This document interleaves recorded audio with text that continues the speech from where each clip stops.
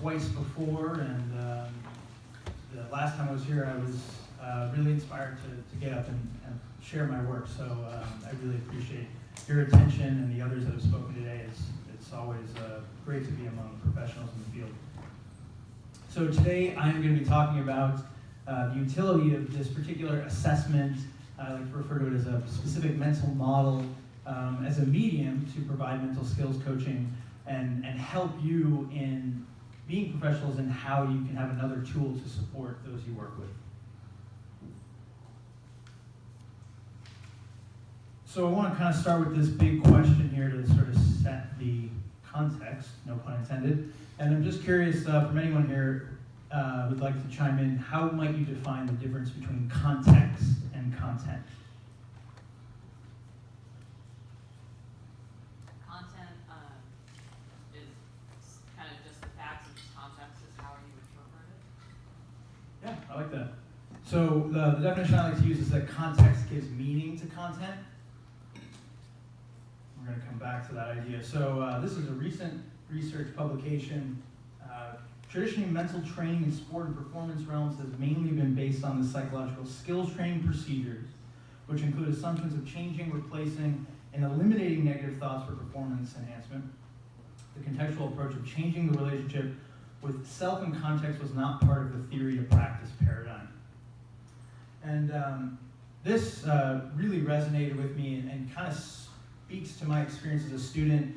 I'll give you a little bit more of my background in a second here, but I am a grad of JFK, and while I had an exceptional program, I always felt throughout that there was just a lot of content. There was a lot of ideas of how to do things in a very piecemeal manner, but not a real, back to loved your presentation, Angela, by the way, not a real systems approach in terms of where does this all come together, and then how do you talk about it in an integrated, comprehensive way to help people understand how it really relates to them in their context. So here's an interesting kind of split screen here. Those that are not familiar with the sport of Olympic weightlifting, in both of these pictures, the content is the same, but the context is slightly different, which is then going to give a different meaning to how that person approaches the experience and then actually deliberately, intentionally behaves in that context. So as a coach, as a practitioner, we have to be very good at helping our clients acknowledge and sort of align their behavior with that context specificity and the intended outcomes that that client is hoping to achieve, or help to facilitate an understanding for them how one context outcomes may be different than another. We'll come back to that picture. So just some quick hits, a little bit about me. I did the dual degree program at JFK, which was great in terms of helping me think in more of a systematic way, particularly understanding how so much of MBA content is really about performance, and management and leadership really comes back to these same principles. They're just spoken about slightly differently. Most of my coaching background is in the fitness space. I coached there for about 9 years within CrossFit with a particular emphasis on mobility. If anyone is familiar with Dr. Kelly Starrett in the room, he's been a huge influence on my thinking as a coach in terms of learning and progressions and how do you help somebody understand the similarities between seemingly disparate contexts. And that really speaks to this idea of barrierlessness here. It comes from a book by Josh Waitskin, which speaks to the idea that can you break down the barriers between diverse life experiences so all moments could become enriched by a sense of interconnectedness. And as a teacher, that's what I'm really trying to get back at. And so I've spent the past few years now in the world of assessments and spending actually a lot of time with coaches and gym owners in the fitness space, helping them develop their coaching practice with a lot of these principles. As I mentioned earlier, I now also work with the TSA, helping them improve their performance as threat detectors. So what I hope you get out of today's talk is two main takeaways. One is a framework for guiding clients in the development of self-awareness, self-regulation, and self-reflection. To me, as far as context goes, when I'm working with someone, these are what I consider the essential or rather foundational mental skills, and everything else needs to be sort of filtered through that. And then a strategy to better support your client's mental flexibility and context-informed action. So to me, performance really, at the end of the day, comes down to adaptability, but adaptable for what purpose? And that's where that context needs to be so key in the teachings.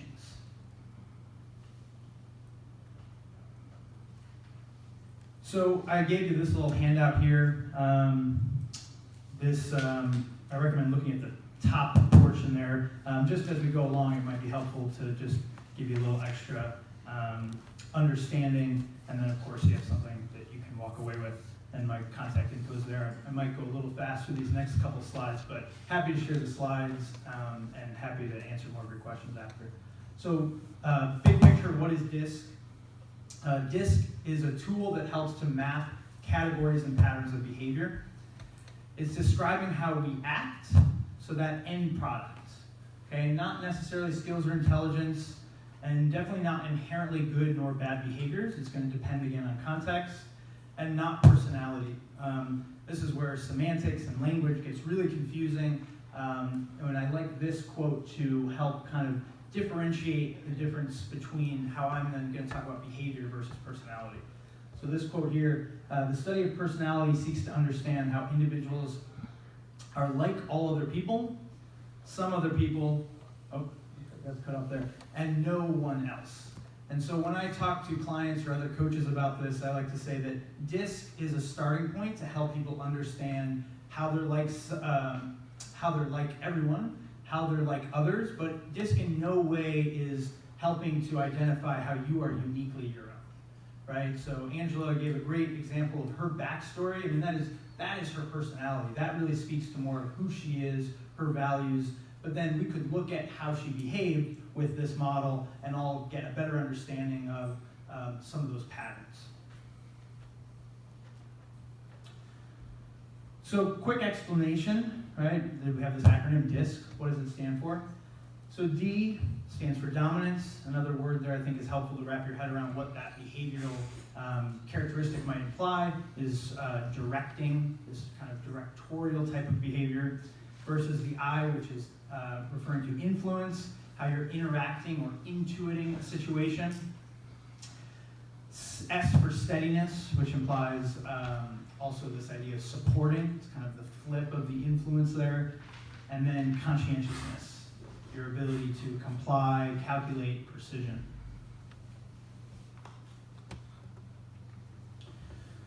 So then starting to kind of consider how do these things relate and what's the continuum of these descriptions of behavior. So dominance, a little bit more thoroughly, is describing how you approach issues or problems, how someone might do that, how you might assert yourself in a situation. Influence, it says here this sort of introversion, extroversion scale, which is fine. I think that's a little reductionistic, so I like to speak more in terms of what it means in terms of how you prefer to interact with people, and in particular, a style of social facilitation. Steadiness. One way we can think of steadiness is the pace at which someone acts, measuring that pace, as well as how supportive or sort of actively they listen. Again, that flip side of influence is more of the talking behavior, steadiness is more of that listening behavior. And then conscientiousness, the degree to which you follow rules, systems, and processes. And if you've yet to see it already, there's these dynamic relationships happening. So D and C have this sort of two sides of the same coin, more task-focused. I and S, more of that relational people focus. So don't have a lot of time to go down this rabbit hole, but I did want to, again, in the honor of context, acknowledge where does this fit into this big timeline of personality psychology, which I find deeply fascinating and really important in this field. So some quick hits here, particularly starting at the start of this timeline. William Marston is the one that is credited for coming up with the DISC model. It was published in his book, Emotions of Normal People. It's really not, that's good context too, right? We probably couldn't say that anymore. And then just some highlights here. In particular, you see then 1956, Walter Vernon Clark is the first person recognized as then actually making this more of a framework that was used in the organizational space. So DISC is primarily known more so within a business context. And then 1968, Walter Mischel was a big person to kind of change some of the ideas around the fact that personality was thought of as a real fixed trait, as opposed to something that was much more dependent on situation. And then you can kind of see here, based off of those ideas, Bandura, Martin Seligman, obviously cognitive appraisal, all these things start coming together in terms of social cognitive theory that really give more credence to this idea of how important the environment is.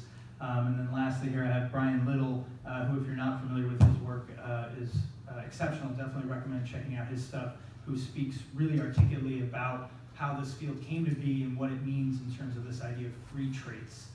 Being able to deploy behaviors in service of a particular outcome.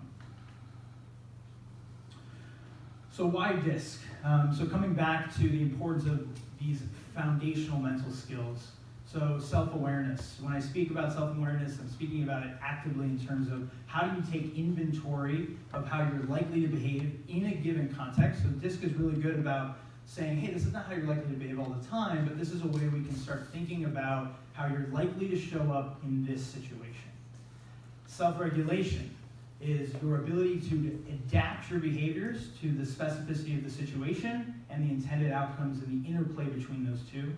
And then self-regulation. How do you make meaning out of your experiences? So again, you can even think about this in terms of mental skills, pre-performance, during performance, post-performance. And now we can really speak into the different mental skills that would actually might be appropriate or take on a different style depending on the context of the time. When it comes to self-regulation, if you take away nothing else, remember this formula. Situation times behavior equals result. It becomes a really useful, tangible mental model for coaches and athletes so they can plug and chug. What's the situation? Based on that situation, what am I hoping to get out of it? And now, what's the behavior I can stick in there that's going to help me, again, with that mental flexibility to achieve the desired outcome? I like to say when it comes to motivation, self-awareness, you start with why, Simon Sinek, but self-regulation, you return to the why, right? You've got to bring that back, and then self-reflection is about refining or revising that why. Okay, coming to the end here. So some big focal points that I think help, again, in terms of, if you think about the mental skill of teaching people about attention and how they can manage their attention, each of these has a certain priority. So D is more focused on the what, the influence is more focused on the who, the steadiness is more focused on the how, and then that conscientiousness is more focused on the why. And so again, you can think about in terms of how someone's concentrating or trying to adapt their attention in the moment, can you get them to think about where is your attention right now? And again, go back to self-awareness. Where are you likely to place your attention? Are you watching this presentation and thinking more about why does this work or how does it work, right? And those are some of the different lenses that we're likely to bring to the situation. We need that awareness to then make those adjustments to get what we want out of it. And then starting to just, again, consider, well, what would this actually look like in practice? How might these behaviors show up? And if you're supporting your client and how they can be more adaptable to achieve what they want, what might be some of the language or even the self-talk you coach them in? So putting it all back together, right? We come back to this slide as well. Let's think about the sort of quintessential archetype of sports psychology, right? I'm great in practice, but I can't perform in competition.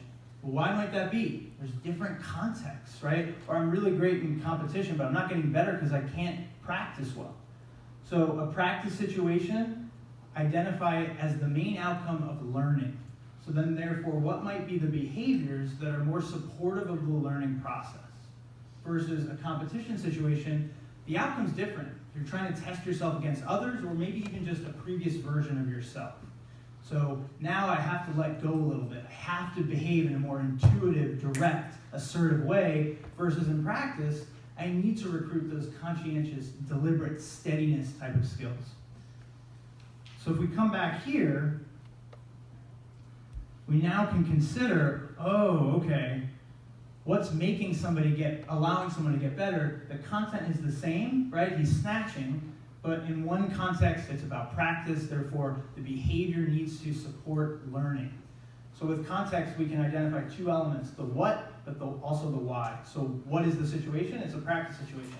Why do we practice? To learn, to get better.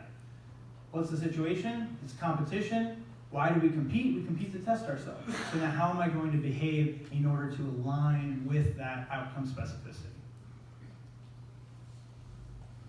And back to the beginning. Hopefully I gave you some tools for how you can better coach with self-awareness, regulation, and reflection, and then based on that, utilize a model to help people have that adaptability within context. Thank you so much.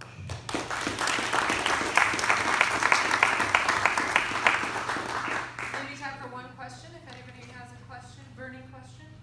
Yeah, so a lot of times you take a DISC profile test and it gives you, hey, you're dominant, or you're a D or you're an I, and you just demonstrate where you can actually be, different categories. What's your assessment? What's your thoughts on actually taking a DISC profile? Yeah, so credit to athlete assessments here. They're who I learned this from. I use their assessment, and that one is very robust and speaks to this continuum. And it even gives you more context than that. It will talk about how you're likely to behave in what might be a more natural situation for you versus an Could adaptive. you just demonstrate how an athlete should be different in the context of practice versus competition? So Right. Again, would that assessment actually be true to what's important or how that individual acts? Yes, because it's starting with self-awareness. So you get to see if someone scores more D&I, they're likely to have more trouble with practice versus someone else scoring more S and C, right? More trouble with competition. And now that gives you a starting point also to suss that out and then, qualitatively understand more of what's going on. Thank you so much. Thank you.